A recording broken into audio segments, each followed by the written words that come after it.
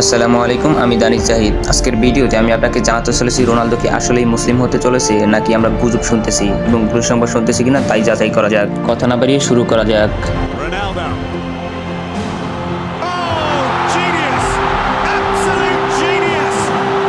Ronaldo, যে কিনা পুরো ফুটবল বিশ্বকে মাতিয়ে তুলেছেন, তিনি কি মুসলিম হতে চলেছেন? রোনালদো এখন পর্যন্ত মুসলিম হওয়ার বিষয়ে আনুষ্ঠানিক কোনো তথ্য প্রকাশ করেনি সোশ্যাল মিডিয়াতে। তিনি বরাবরই মুসলিম ধর্মকে সম্মান ও শ্রদ্ধা করে আসছে।